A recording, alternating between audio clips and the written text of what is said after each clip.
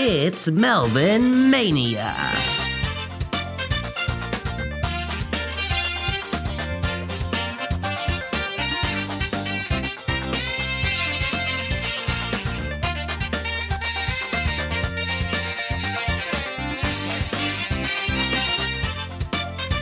Today's guests, Adriana Holguin and Bronkooze.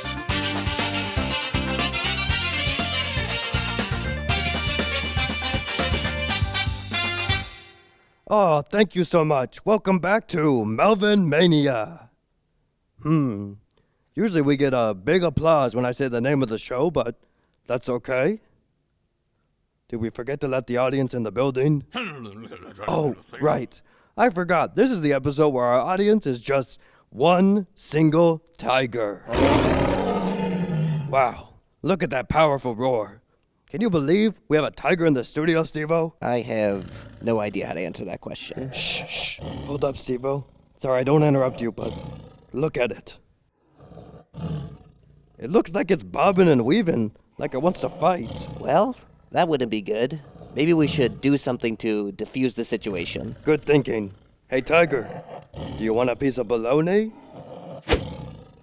Well, Steve-O, clearly he does not want bologna. Why would the tiger want a piece of bologna? I don't know. I thought it would want a snack. That kind of makes sense, but where did you get the bologna? Oh, Steve-O, don't you know? I always keep bologna in my pocket. You gotta have snacks during the show. I have a lot of questions, but I'm going to respectfully move on from the bologna because we have a tiger in the studio. Do you have any other ideas? I got it. Music. Everyone likes music. Stella, can you cue up the tiger playlist? You got it, Melvin. I can't look. Is it working? Yeah, it's working. Whoa. Look at it go. It's a beautiful creature, isn't it, Melvin? It really is. I just wish I was that good at dancing. Do you think it took dance lessons or something? Definitely not. That's all natural. I mean, look at its feet. Yeah, you're probably right. This is probably a good time for me to head to my desk, right? Yeah, that's a good idea. Okay, Stella. I think we can go ahead and start fading the music. Slowly, though. Keep going. There we go. Steve-O, look. It's asleep. Do you think we should whisper? So, Steve-O, random question, but do you know what a catchphrase is? Yeah, of course. It's like a line someone gets famous for, or it's something someone says all the time. Exactly. So I just found out about catchphrases when I was outside the building and I saw the PBS Kansas sign, and under the logo, it says, well, what do you think, Steve-O? Well, I know it says Seriously Good TV. Oh, so you've already noticed it? Yeah, it's the station's catchphrase. Stella, did you know this? Of course. I love Seriously Good TV. Well, I wish we would have had this conversation before the camera started rolling, because clearly I have been out of the loop. Till just a few days ago, I thought this station was called PBS Kansas Channel 8 Seriously Good TV, but now I know I should take a pause.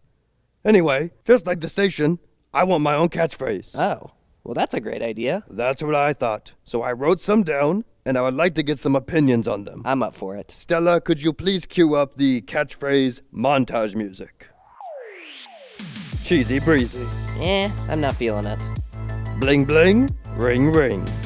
It just doesn't fit you. It's time to buy a boat. No, that doesn't work. You're just saying something you want to do. Paper or plastic? No, I don't think so.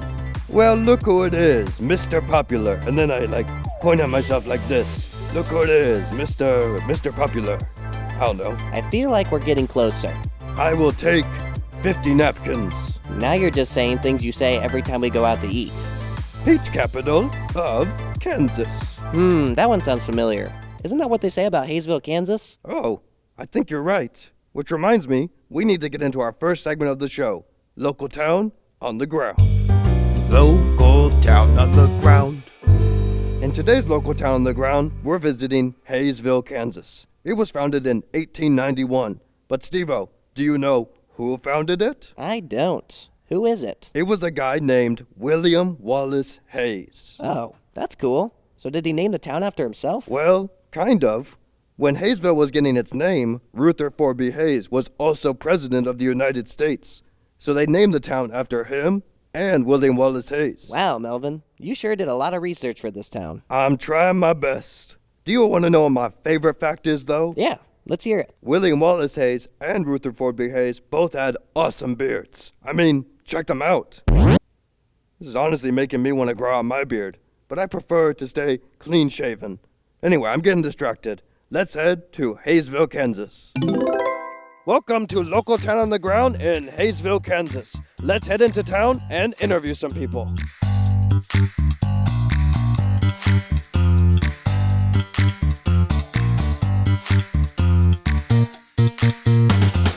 Here I am with Shanae Stein. So Shanae, you are a principal, right? I am not a principal, Okay, Melvin. Superintendent? Not a A superintendent. teacher? No, I used to be a teacher, but not anymore. You guys could have told me what her job was. I look like a fool up here. What was your position? I am the curriculum and assessment coordinator for the district. Do you know what that means? No. So I pick out the textbooks and all of the tests, so kids really do not like what I do. What is your favorite thing to do in Haysville, Kansas? I really like the Haysville pool, especially like the ginormous blue slide. Well, the slide looks very fun and I would love to go down it. Right now, I need to work on my tan. So I'm just spending some time in the sun, putting my feet in the water, and making sure I got a good tan this summer. What is your favorite thing to do in Haysville, Kansas? The parades. My favorite parades are the 4th of July parade and the homecoming parade from campus. Now, Shanae, I am wondering, you got a picture of some people over there. Who are those people over there? I want to know who they are. I do. I have a picture of my family. Oh, nice. Now, who are those two young whippersnappers in the front? Oh, well, that's my mom and dad, Sandy and Donnie. Oh, man. I would love to meet them someday. This is Donnie and Sandy, my mom and dad. Very nice to meet you guys. Shanae's a great gal. So do you want to meet my parents now, or? What is your favorite thing to do in Haysville, Kansas? I like going to the Haysville Activity Center and signing up for baseball and the activities they have. My favorite thing to do in Haysville, Kansas is playing sports for the Hack for the Haysville Activity Center. Oh, that sounds cool. What's your favorite sport to play? Basketball. Some people sign up for baseball and others sign up for basketball. Me, on the other hand, I sign up for both. Now, that's what I call a grand slam dunk. What is your favorite thing to do in Haysville, Kansas? My favorite thing to go to Fall Festival, and I get to help my mom sell pies. I'll take one slice of every pie. I got a great idea. We should prank call the principal. Because you're not a principal, this is the perfect opportunity to use our phone and prank call them. What do you think? I think it'd be fun. Let's try it. Let's do it. Hi, Amber. This is Shanae at the admin building. Could I speak with Carla Wolf, please? Oh, this is going to be so good. Thank you. This is going to be hilarious. I'm so excited. I'm excited too, Melvin. We'll see what she says. Good morning, Mrs. Wolf. This is Shanae Stein at the admin building. I need to talk to you about something. Okay, you need to tell her that all the books in the school have vanished. Mrs. Wolf, I'm sorry to say, but all of the books at Ruth Clark Elementary have vanished. That's okay because we also have digital copies. Tell her that those ones also vanished. Oh, all of the digital things are gone too, Mrs. Wolf. I'm so sorry. It's song and dance, so we will still be able to teach. It's not the books that make good instruction. Tell her that whatever she just said, that is also gone. That's also gone. No singing and dancing. It's not allowed. Well, sorry. Okay, hang up. Oh, goodbye. Goodbye. What a prank. What is your favorite thing to do in Haysville, Kansas?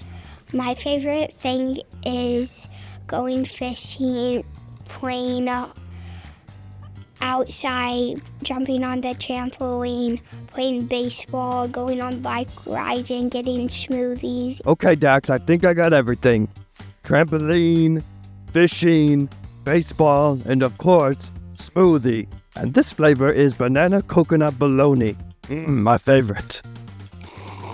My favorite thing to do in Haysville, Kansas is go to the Haysville Public Library every summer and do their summer enrichment program. Some of the things that they do is pottery, balloon animals, and then we did, we made Play-Doh from like scratch.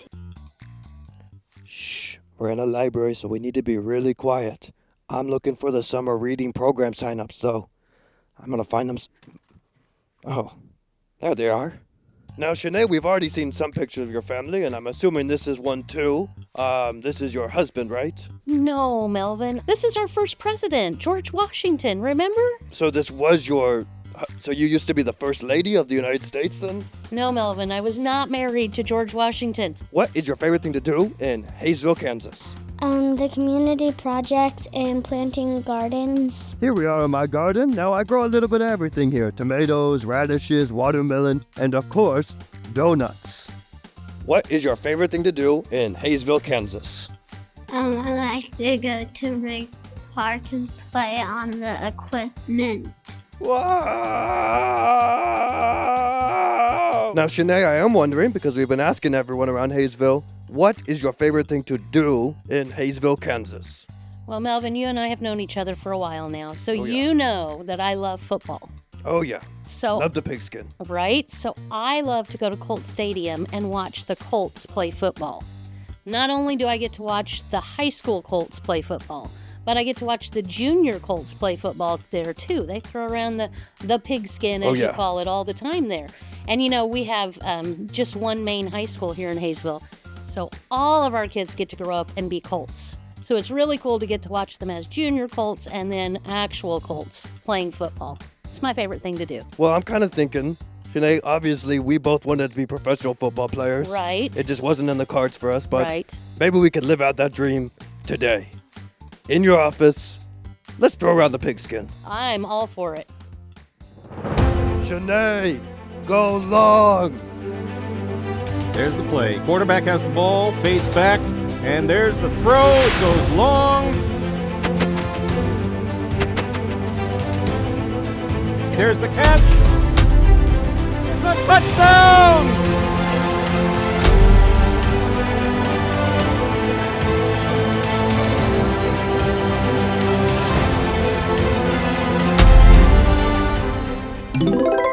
Wow, what an awesome trip to Haysville. Thank you to George Washington's wife, Shanae, and everyone that we interviewed.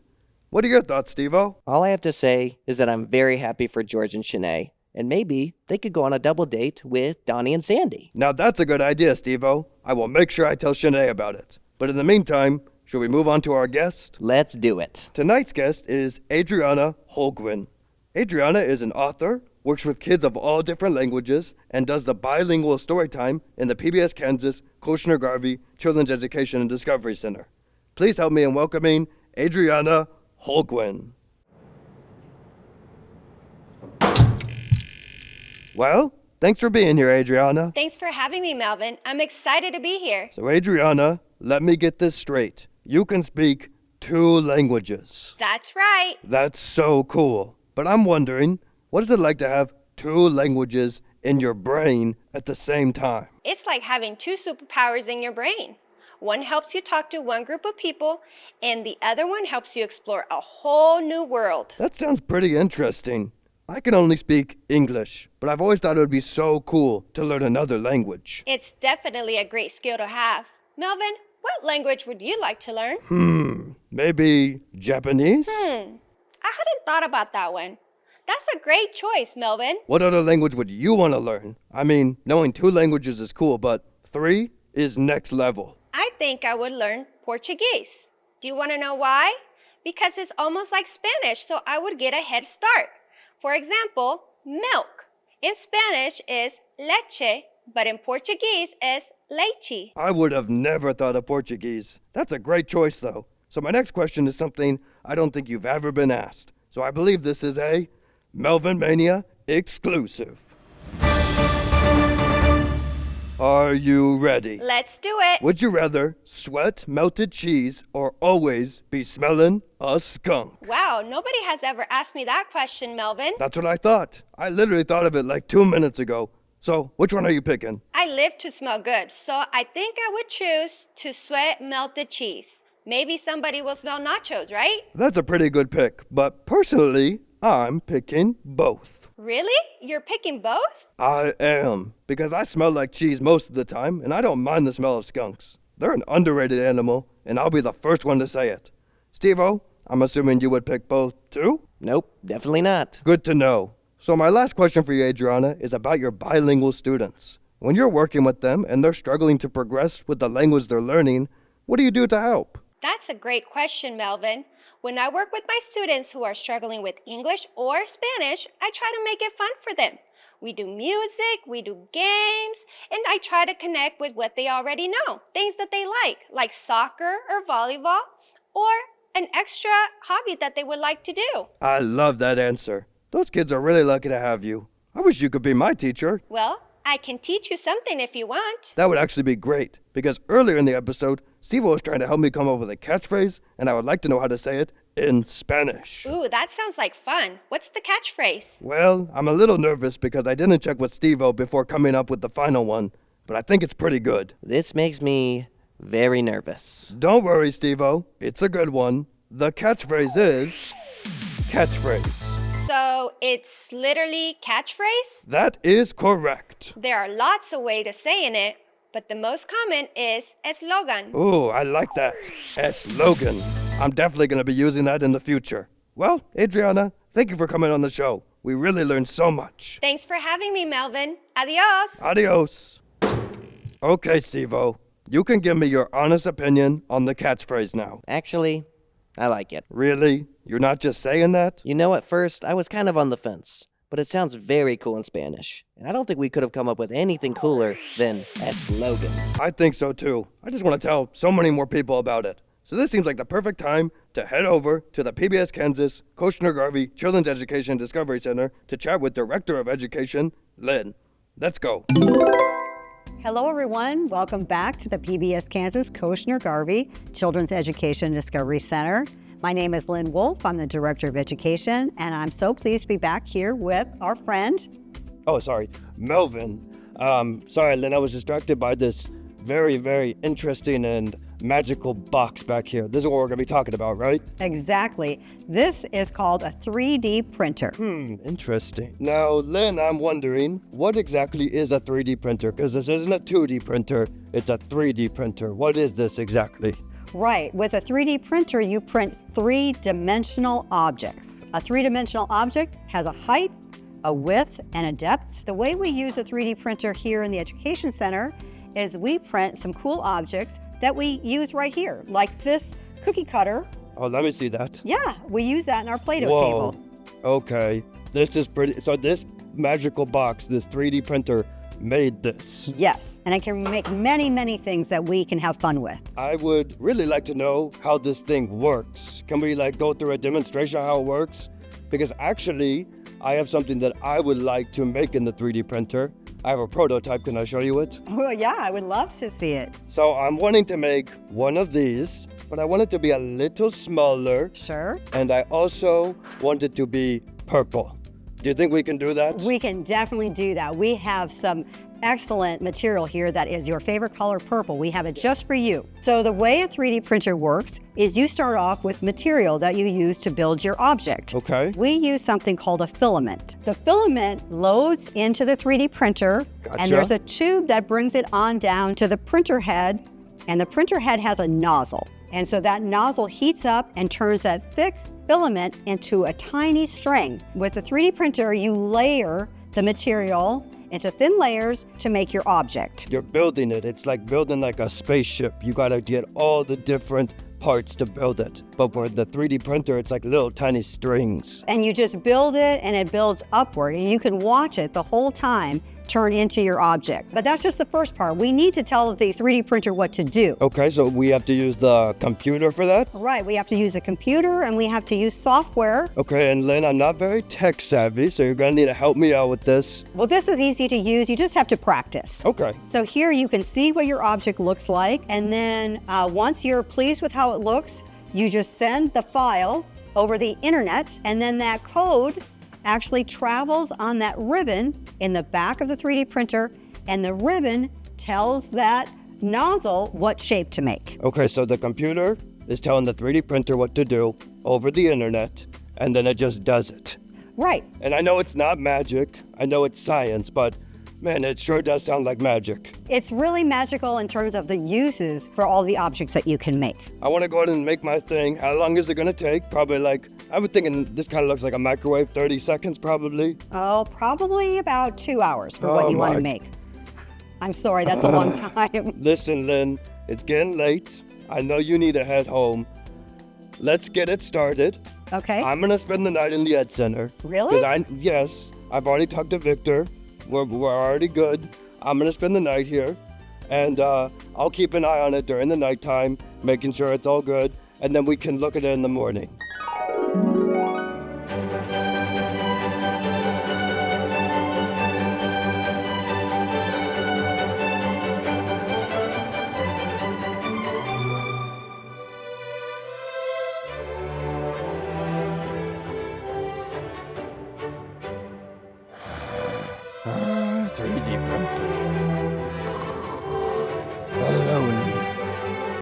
Melvin. Hey, Lynn. Oh, hi, Melvin. How did you sleep? Great. Slept really good. I meant to stay awake, but I got tired. That's okay. Is it done? It is done. It is done. Oh, wow. Let me see it. Okay. I I think you're going to love it. I want to show the camera guy. Here you go, camera guy. Get a good zoom in on that thing right there. Whoa. It kind of blends into my fur. I apologize for that. If there was someone that wanted to be a professional 3D printer person, what would they do? They're used a lot by engineers. Okay. So they use them to build test objects, and they can look at their design and maybe make some changes if they don't like it. You can even use it in construction and even in the medical industry. I love that something like this that's in our education center that might just look like a toy to someone might be inspiration for them to do something for their job in the future. Right. This has everything that kids love to do. It has science, technology, engineering, art, math, everything. And it's really fun to think about an object in your brain and then see it come to reality. Speaking of kids, we are going to be giving away 10 of these fidgets, these Melvin Mania fidgets. And if you want to get one, the first 10 kids that come to the Ed Center and say my catchphrase as slogan will get one. And they can talk to myself or talk to Chira, and we'd be glad to give them one of these fun fidgets. Well, Lynn, I had so much fun with the 3D printer. This is so awesome. I hope people come to the PBS Kansas Cochener-Garvey Children's Education Discovery Center to check it out. Yes, we are so cool. very, very pleased to have it here, and we love showing it off. Thanks, Lynn. Our next guest is also very cool because it comes from one of you that's watching the show right now. Every episode, we pick a drawing from one of our viewers and put it in our creative box. This episode, our drawing comes from Otto from Valley Center. Otto sent in Bronkooze. Let's put this drawing in our creative box and see what happens. Hey, Bronkooze. Welcome to the show. Oh, no. I don't speak couscous. Steve-O, do you speak couscous? I don't. I took a few couscous classes in college, but I'm very rusty. Did you get any of that? I think he said something about rollerblades. I don't think so. He doesn't look like he would be good at rollerblading. Skateboarding, yes. Rollerblading, no. Do you think Adriana knows couscous? We could ask her. Oh, that's a great idea. Let's call her up. Hey, Adriana. Quick question. Do you speak couscous? Unfortunately, I don't. It's okay. Steve-O, do you got any more ideas? I just really want to know what he's saying. I got it. The tiger. What if the tiger knows couscous? Well, it looks like the tiger can speak couscous, but now the problem is we don't speak tiger. Well, maybe Adriana speaks tiger. You really gonna make me call her again? I just hung up on her. We don't have much of a choice. All right, fine. Hey, Adriana, welcome back to the show. It's Melvin. Do you speak tiger? I actually do. I'm fluent in tiger. Thank goodness. So, Adriana, we have a Bronkooze and a tiger in the studio right now. I would explain why, but I honestly don't think it's that important, so I'm not going to. What we need you to do is after the Bronkooze speaks, our tiger is going to translate that Bronkooze to tiger, and then we need you to translate that tiger to English. Make sense? Yeah, I'm following. Okay, Bronkooze, go ahead.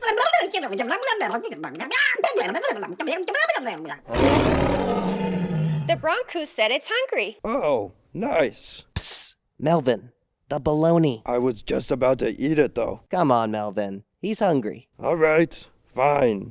Bronkooze, would you like a piece of bologna?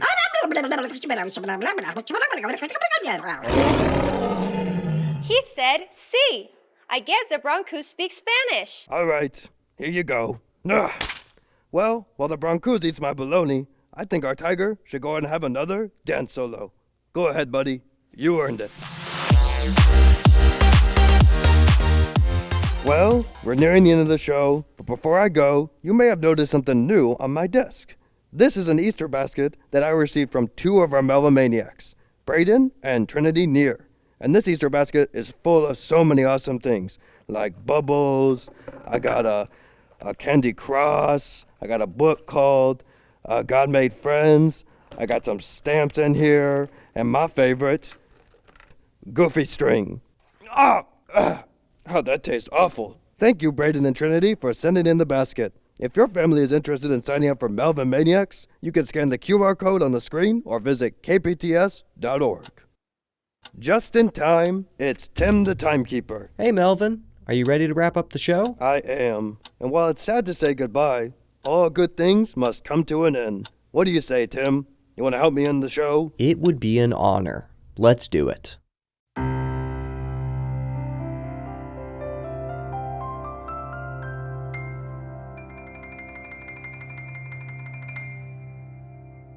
It's time to end the show. We don't want to see you go.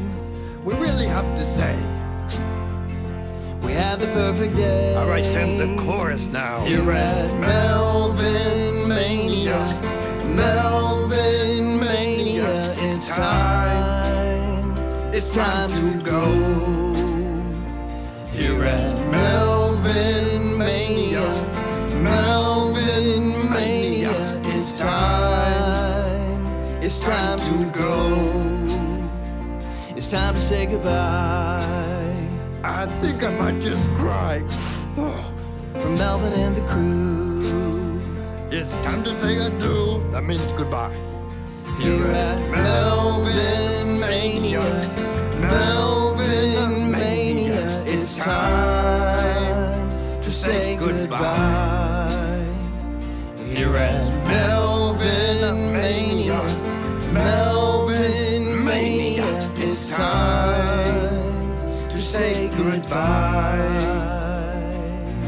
All right, well, I'll see you in the next episode. Bye-bye.